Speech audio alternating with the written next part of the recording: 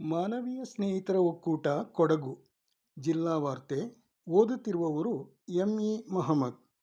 Police ಕಾನ್ಸ್ಟೇಬಲ್ಗಳು ಧರಿಸುತ್ತಿದ್ದ ಖಾಕಿ ಬಣ್ಣದ ಹ್ಯಾಟಿಗೆ ರಾಜ್ಯ ಸರ್ಕಾರ ವಿದಾಯ ಹೇಳಿದೆ. ಪೊಲೀಸರು ಇನ್ನು ಮುಂದೆ ನೀಲಿ ಬಣ್ಣದ ಪಿ ಕ್ಯಾಪ್ ಧರಿಸಿ ಕರ್ತವ್ಯ ನಿರ್ವಹಿಸಲಿದ್ದಾರೆ. ಮುಂಭಾಗದಲ್ಲಿ ಪೊಲೀಸ್ ಲಾಂಛನ ಹೊಂದಿರುವ ನೀಲಿ ಬಣ್ಣದ ಈ ಕ್ಯಾಪ್ ವೃತ್ತಿಪರ ಆಕರ್ಷಣೆ ಹೊಂದಿದ್ದು, ಸಾರ್ವಜನಿಕ ಮನ್ನಣೆ ಮತ್ತು ಅಧಿಕಾರ ಪ್ರಜ್ಞೆಯ ಸಂಕೇತ ಕೂಡ ಆಗಿದೆ. ಬಿಸಿಲು ಮಳೆಯಿಂದ ರಕ್ಷಣೆ ಪಡೆಯಲು ಅನುಕೂಲವಾಗಿರುವ ಈ ಹೊಸ ಕ್ಯಾಪ್ ಅನ್ನು ರಾಜ್ಯದ ಮುಖ್ಯಮಂತ್ರಿ ಸಿದ್ದರಾಮಯ್ಯ ಹಾಗೂ ಉಪಮುಖ್ಯಮಂತ್ರಿ ಡಿ.ಕೆ. ಶಿವಕುಮಾರ್ ಮಂಗಳವಾರ ರಾಜಧಾನಿಯಲ್ಲಿ ಪೊಲೀಸರಿಗೆ ತೊಡಿಸಿದರು. ಸೋಮವಾರಪೇಟೆ ವಿಭಾಗದಲ್ಲಿ ನಡೆದ ಕಾಳುಮೆಣಸು ಕಳವು ಪ್ರಕರಣಕ್ಕೆ ಸಂಬಂಧಿಸಿದಂತೆ ಅಲ್ಲಿನ ಪೊಲೀಸರು 4 ಆರೋಪಿಗಳನ್ನು ಬಂಧಿಸಿದ್ದಾರೆ. ಸೋಮವಾರಪೇಟೆ ವೆಂಕಟೇಶ್ವರ ಬ್ಲಾಕ್ನ ಸುಮಂತ್, ಕಿಬ್ಬೆಟ್ಟ ಗ್ರಾಮದ ಕೀರ್ತಿ, ಕೊಣನೂರಿನ ಮಣಿಕಂಠ ಹಾಗೂ ಕೆ.ಆರ್. ಪೇಟೆಯ ಸಚಿನ್ ಬಂಧಿತ ಆರೋಪಿಗಳು. ಇವರುಗಳು ಕೃತ್ಯಕ್ಕೆ ಬಳಸಿದ ಅಶೋಕ್ ಲೈಲ್ಯಾಂಡ್ ಗೂಡ್ಸ್ ವಾಹನದೊಂದಿಗೆ 2 ಲಕ್ಷಕ್ಕೂ ಹೆಚ್ಚು ಬೆಲೆ ಬಾಳುವ 360 ಕೆಜಿ ಕಾಳುಮೆಣಸನ್ನು ಪೊಲೀಸರು ವಶಕ್ಕೆ ಪಡೆದಿದ್ದಾರೆ. ಮಂಗಳೂರಿನ ಕಥಾಬಿಂದು ಪ್ರಕಾಶನ ಕೊಡಮಾಡುವ ಶಿಕ್ಷಕ ರತ್ನ ಪ್ರಶಸ್ತಿಗೆ ಮೂರ್ನಾಡು ಸರ್ಕಾರಿ ಪ್ರೌಢಶಾಲೆಯ ಶಿಕ್ಷಕಿ ಪುಷ್ಪಾ ಡಿ.ಎಚ್. ಭಾಜನರಾಗಿದ್ದಾರೆ. ಪುಷ್ಪಾ ಅವರು 36 ವರ್ಷಗಳ ಕಾಲ ಶಿಕ್ಷಕಿಯಾಗಿ ಸೇವೆ ಸಲ್ಲಿಸಿದ ಅವಧಿಯಲ್ಲಿ ಎಸ್ಎಸ್ಎಲ್ಸಿಯಲ್ಲಿ ಉತ್ತಮ ಫಲಿತಾಂಶ ನೀಡಿದ್ದರೆಂದು ಹೇಳಲಾಗಿದೆ. ಅರೆಭಾಷಿಕ ಗೌಡ ಜನಾಂಗದಲ್ಲಿರುವ ಶಾಸಕ ಪೊನ್ನಣ್ಣ ಅವರ ಅಭಿಮಾನಿ ಬಳಗದವರು ಶಾಸಕರನ್ನು ಸನ್ಮಾನಿಸಿ ಗೌರವಿಸಿದರು. ಪವಿತ್ರ ಕಾವೇರಿ ಜಾತ್ರೆಯ ಸಂದರ್ಭ ಶಾಸಕ ಪೊನ್ನಣ್ಣ ಅವರು ಅತ್ಯಂತ ಅಚ್ಚುಕಟ್ಟಾಗಿ ಸೌಹಾರ್ದಯುತವಾಗಿ ಎಲ್ಲ ಜನಾಂಗ ಬಾಂಧವರು ತೀರ್ಥೋದ್ಭವ ವೀಕ್ಷಿಸಲು ವ್ಯವಸ್ಥೆಯನ್ನು ಕಲ್ಪಿಸಿದುದಕ್ಕಾಗಿ ಶಾಸಕರಿಗೆ ಅಭಿಮಾನಿಗಳು ಕೃತಜ್ಞತೆ ಸಲ್ಲಿಸಿದರು.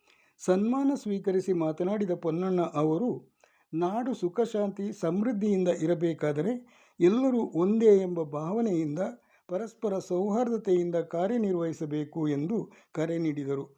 ಈ ಸಂದರ್ಭ ಕೊಲ್ಯದ ಗಿರೀಶ್, ಹೊಸೂರು ಸೂರಜ್, ರವಿರಾಜ್ ಹೊಸೂರು ಮುಂತಾದವರು ಉಪಸ್ಥಿತರಿದ್ದರು. ಭಾಗಮಂಡಲದ ಶ್ರೀ ಭಗಂಡೇಶ್ವರ ಹಾಗೂ ತಲಕಾವೇರಿ ದೇವಾಲಯಗಳ ಹುಂಡಿ ಎಣಿಕೆ ನಿನ್ನೆ ನಡೆದಿದ್ದು, ಒಟ್ಟು 18,05,000 ರೂಪಾಯಿಗಳು ಭಕ್ತಾದಿಗಳಿಂದ ಸಂಗ್ರಹವಾಗಿದೆ.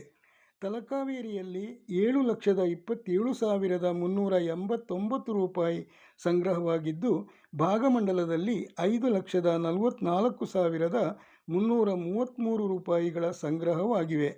ಅನ್ನ ಸಂತರ್ಪಣಾ ನಿಧಿಯಲ್ಲಿ 2,52,867 ರೂಪಾಯಿಗಳು ಹಾಗೂ ಈ ಹುಂಡಿಯಲ್ಲಿ 2,80,411 ರೂಪಾಯಿಗಳು ಸಂಗ್ರಹವಾಗಿದೆ. ಕಳೆದ ವರ್ಷಕ್ಕೆ ಹೋಲಿಸಿದಲ್ಲಿ ಈ ಬಾರಿ 5,98,145 ರೂಪಾಯಿಗಳು ಹೆಚ್ಚಿಗೆ ಸಂಗ್ರಹವಾದಂತಾಗಿದೆ. ಬೆಳಿಗ್ಗೆ 8 ಗಂಟೆಯಿಂದ ಸಂಜೆ 5:30 ನಡೆದ ಹುಂಡಿ ಹಣ ಎಣಿಕೆ ಕಾರ್ಯದಲ್ಲಿ 25 ಮಂದಿ ತಮ್ಮನ್ನು ತೊಡಗಿಸಿಕೊಂಡಿದ್ದರು. ಕ್ರೀಡಾ ಚಟುವಟಿಕೆಗಳ ಆಯೋಜನೆ ಹಾಗೂ ಕ್ರೀಡಾ ಪ್ರತಿಭೆಗಳಿಗೆ ಉತ್ತೇಜನ ನೀಡಲು ಕೊಡವ ಮುಸ್ಲಿಂ ಸ್ಪೋರ್ಟ್ಸ್ ಅಕಾಡೆಮಿಯನ್ನು ಅಸ್ತಿತ್ವಕ್ಕೆ ತರಲಾಗಿದೆ. ಅಕಾಡೆಮಿಯ ಅಧ್ಯಕ್ಷರಾಗಿ ಆಲಿರ ರಶೀದ್ ಅವಿರೋಧ ಆಯ್ಕೆ ಆಗಿದ್ದು, ಪ್ರಧಾನ ಕಾರ್ಯದರ್ಶಿಯಾಗಿ ಮೀತಲ ತಂಡ ಎಂ. ಇಸ್ಮಾಯಿಲ್, ಕೋಶಾಧಿಕಾರಿಯಾಗಿ ಆಲಿರ ಎ. ಅಬ್ದುಲ್ ಅಜೀಜ್ ಆಯ್ಕೆಯಾಗಿದ್ದಾರೆ. ವಿರಾಜಪೇಟೆ ಶಾಸಕರು, ಮುಖ್ಯಮಂತ್ರಿಗಳ ಕಾನೂನು ಸಲಹೆಗಾರರೂ ಆಗಿರುವ ಅಜ್ಜಿಕುಟೀರ ಪೊನ್ನಣ್ಣ ಅವರ ಆಪ್ತ ಶಾಖೆಯಲ್ಲಿ ಹೆಚ್ಚುವರಿ ವಿಶೇಷ ಕರ್ತವ್ಯಾಧಿಕಾರಿಯಾಗಿ ಕೋಲೆಯಂಡ ಎಂ. ಸೋಮಯ್ಯ ಅವರು ನೇಮಕಗೊಂಡಿದ್ದಾರೆ. ಇವರು ಮಡಿಕೇರಿಯ ಇಎನ್‌ಟಿ ತಜ್ಞ ಡಾ. ಮೋಹನ್ ಅಪ್ಪಾಜಿ ನಿಶಾ ದಂಪತಿಗಳ ಪುತ್ರ. 2025-26ನೇ ಸಾಲಿನಲ್ಲಿ 10ನೇ ತರಗತಿ ನಂತರದ ಕೋರ್ಸ್ಗಳಲ್ಲಿ ವ್ಯಾಸಂಗ ಮಾಡುತ್ತಿರುವ ವಿಕಲಚೇತನ ವಿದ್ಯಾರ್ಥಿಗಳಿಗೆ ಶುಲ್ಕ ಮರುಪಾವತಿಸುವ ಯೋಜನೆ, ವಿಕಲಚೇತನ ವ್ಯಕ್ತಿಗಳನ್ನು ವಿವಾಹವಾಗುವ ಸಾಮಾನ್ಯ ವ್ಯಕ್ತಿಗಳಿಗೆ ಪ್ರೋತ್ಸಾಹಧನ ಯೋಜನೆಗಳಡಿ ಅರ್ಹ ವಿಕಲಚೇತನರಿಂದ ಅರ್ಜಿ ಆಹ್ವಾನಿಸಲಾಗಿದೆ. ಅರ್ಜಿಯನ್ನು ನವೆಂಬರ್ 15ರ ಒಳಗೆ ವಿಕಲಚೇತನರ ಹಾಗೂ ಹಿರಿಯ ನಾಗರಿಕರ ಸಬಲೀಕರಣ ಇಲಾಖಾ ಕಚೇರಿ ಇಲ್ಲವೇ ಆಯಾ ತಾಲೂಕಿನ ಗ್ರಾಮೀಣ ಪುನರ್ವಸತಿ ಕಾರ್ಯಕರ್ತರಿಗೆ ಸಲ್ಲಿಸಬಹುದು ಎಂದು ಜಿಲ್ಲಾ ಅಂಗವಿಕಲರ ಕಲ್ಯಾಣಾಧಿಕಾರಿ ವಿಮಲಾ ಅವರು ಪ್ರಕಟಣೆಯಲ್ಲಿ ತಿಳಿಸಿದ್ದಾರೆ. ಸುಬೇದಾರ್ ಗುಡ್ಡೆಮನೆ ಅಪ್ಪಯ್ಯಗೌಡ ಅವರ ಸಂಸ್ಮರಣಾ ದಿನಾಚರಣೆ ನಾಳೆ ಮಡಿಕೇರಿಯಲ್ಲಿ ನಡೆಯಲಿದೆ. ಈ ಕಾರ್ಯಕ್ರಮದಲ್ಲಿ ಸ್ಮಾರಕದ ಬಳಿ ಪುಷ್ಪಾರ್ಚನೆ, ವಿವಿಧ ಕಲಾ ತಂಡಗಳಿಂದ ದೇಶಭಕ್ತಿ ಗೀತೆ ಗಾಯನ ನಡೆಯಲಿದ್ದು, ಕೋಟೆ ಆವರಣದವರೆಗೆ ಮೆರವಣಿಗೆ ಕೂಡ ನಡೆಯಲಿದೆ ಎಂದು ಚೇರಂಬಾಣೆ ಗೌಡ ಮಹಿಳಾ ಒಕ್ಕೂಟದ ಅಧ್ಯಕ್ಷೆ ಕಡ್ಲೇರ ತುಳಸಿ ಮೋಹನ್ ಅವರು ತಿಳಿಸಿದ್ದಾರೆ. ಕೊಡವ ಭಾಷಿಕ ಮೂಲ ನಿವಾಸಿಗಳಾದ ಕೆಂಬಟ್ಟಿ ಜನಾಂಗ ಬಾಂಧವರ ಒತ್ತೊರ್ಮೆ ಕೂಟ ವಿರಾಜಪೇಟೆ ಅಂಬೇಡ್ಕರ್ ಭವನದಲ್ಲಿ ನಡೆಯಿತು. ಸಮಾಜದ ಹಿರಿಯರಾದ ಬಿಲ್ಲರಿ ಕುಟ್ಟಡ ಪ್ರಭು ಅಯ್ಯಪ್ಪ ಅವರು ಅಧ್ಯಕ್ಷತೆ ವಹಿಸಿದ್ದರು.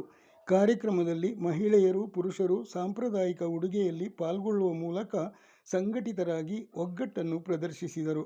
ಸಮಾಜದ ಹಿರಿಯರನ್ನು ಗೌರವಿಸಿ ಸನ್ಮಾನಿಸಲಾಯಿತು. ಇದೇ ಸಂದರ್ಭ ಕೆಂಬಟ್ಟಿ ಜನಾಂಗದ ಪೊಮ್ಮಕ್ಕಡ ಕೂಟವನ್ನು ರಚಿಸಲಾಯಿತು. ಕೂಟದ ಅಧ್ಯಕ್ಷರಾಗಿ ಬಿದ್ದಣ ಕುಟ್ಟಡ ರೋಹಿಣಿ ಪುಷ್ಪ ನೇಮಕಗೊಂಡಿದ್ದು, ಉಪಾಧ್ಯಕ್ಷರಾಗಿ ಚಿಮ್ಮಿ ಕುಟ್ಟಡ ವಿಲ್ಮಾ ಅಶೋಕ್, ಕಾರ್ಯದರ್ಶಿಯಾಗಿ ಜೋ ಕುಟ್ಟಡ ವೈಶಾಲಿ ಪ್ರಕಾಶ್ ಇವರುಗಳನ್ನು ನೇಮಿಸಲಾಗಿದೆ.